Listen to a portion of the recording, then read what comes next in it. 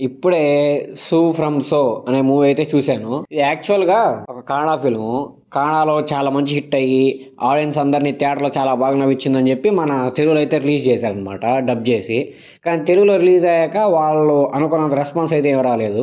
మలయాళంలో అయితే చాలా బాగా వచ్చింది కానీ తెలుగులో వాళ్ళనుకున్నంత రాకపోవడంతో ఇంకా చేసేదేమీ లేక లాస్ట్‌గా 2 డేస్ బ్యాక్ అయితే ఓటీటీలో అయితే రిలీజ్ చేశారనమాట. నాకైతే ఈ మూవీ చూశాక ఏదో ఒక మంచి సీరియల్ చూశానైతే అనిపించింది. నిజంగా భయ్యా మీరు వినేది సీరియల్‌నే. అసలు ఎందుకంటే చాలా అంటే చాలా ఎక్కువ క్యారెక్టర్స్ ఉన్నాయి. వాళ్ళు ఏదేదో మాట్లాడుతుంటారు, ఏదేదో చేస్తుంటారు. సంబంధమే లేకుండా చేస్తా ఉంటారు. అంటే వాళ్ళు మనకు కామెడీ తెప్పించాలన్న థాట్‌తో ఎక్కువ క్యారెక్టర్స్‌ని పెట్టేసి క్యారెక్టర్స్ కి ఒక్కొక్క రోల్ ఇచ్చేసి ఇది చేయండి, అది చేయండి ఏదో చెప్పేసినట్టుంది. అంటే స్టోరీ అంతే పెద్ద స్టోరీ ఏం కాదు కానీ ఏదో చేద్దాం అనుకుని ఏదో అయిపోయింది. ఏదో మంచి ఫన్నీ వేలో డెలివరీ చేద్దాం అనుకున్నారు. అంటే వాళ్ళ సైడు ఆ డైలాగ్స్ వల్ల లేకపోతే ఆ డైలాగ్ రైటింగ్ వల్ల హిట్ అయి ఉంటుందేమో కానీ మన సైడ్ అయితే ఆ డైలాగ్ అయితే ఏమంత పేరలేదు. మేబీ అది డైలాగ్ రైటింగ్లో ప్రాబ్లమా లేకపోతే స్క్రిప్ట్లోన ప్రాబ్లమా నాకైతే ఏం అర్థం కావట్లేదు. మూవీలో హై ఎలిమెంట్స్ అంటూ ఏముండబోయా నవ్వుతారు, ఏదో వన్ టైం 2 టైం అలా నవ్వుతారు. మిగిలినంతసేపు ఏదో సీరియల్ చూస్తున్న ఫీలింగే మీకు వస్తుంది. సీరియల్లో చూసినట్టు ఆ క్యారెక్టర్ని ఈ క్యారెక్టర్ని ఈ క్యారెక్టర్ని ఆ క్యారెక్టర్ని అలా ఎవ్రీ ఒక 5 మినిట్స్కి ఒకసారి షఫుల్ చేస్తూనే ఉంటాడు. కెమెరా అటు పెట్టి ఇటు పెట్టి అటు పెట్టి ఇటు పెట్టి ఎందుకు చేస్తున్నారు ఇవన్నీ అంటే ఏ వరకు ఏమీ అర్థం కాదు. అసలు అక్కడ ఏమీ ఉండదు కానీ ఎందుకు భయపడుతున్నారంటే ఏమీ అర్థం కాదు. ఏదో హర్రర్ కామెడీలా చేద్దాం అనుకున్నాడు.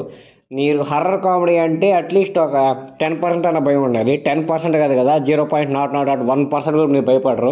ఎందుకంటే మీకు ఆల్రెడీ తెలిసిపోద్ది ఆడ ఏమీ ఉండదు, ఎందుకు వీళ్ళంత ఓవర్ యాక్షన్ చేస్తున్నారని చెప్పి.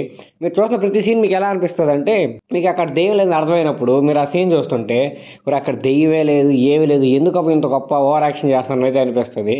అసలు స్టార్టింగ్లోనే వాళ్ళు అక్కడ దెయ్యం లేదని రివీల్ చేయకుండా క్లైమాక్స్ అక్కడ రివీల్ చేస్తుంటే ఏదో ఒక కొంత ఇంటెన్సిటీతో మీరైతే మూవీ చూసేవాళ్ళేమో. అసలు దెయ్యమే లేదని చెప్పి ముందుగానే చెప్పేసి ఇంక మూవీ అంతా చూడండి అంటే ఎవరికి మాత్రం ఇంట్రెస్ట్ వస్తుంది, ఎవరికి ఇంట్రెస్ట్ రాదు. నాకు తెలిసి ఇది one of the main reason అయి ఉంటుంది ఈ మూవీ తెలుగులో ఫ్లాప్ అవడానికి. ఎందుకంటే మన వాళ్ళకి ముందుగానే అక్కడ దెయ్యం లేదు ఏమీ లేదురా బాబు, మేము జస్ట్ ఫన్ జనరేట్ చేయడానికి అలా దెయ్యం ఉందని చెప్తున్నాము, మీరైతే లాస్ట్ దాకా కూర్చొని మూవీ చూడండి అంటే ఎవరో చూడరు. మేబీ కన్నడలో హర్రర్ కామెడీ ఫిల్మ్స్ తక్కువేమో, వీళ్ళు ముందుగా చెప్పేసి ఇలా కామెడీ చేసినా సరే వాళ్ళు నవ్వి ఆ మూవీని ఆదరించారేమో.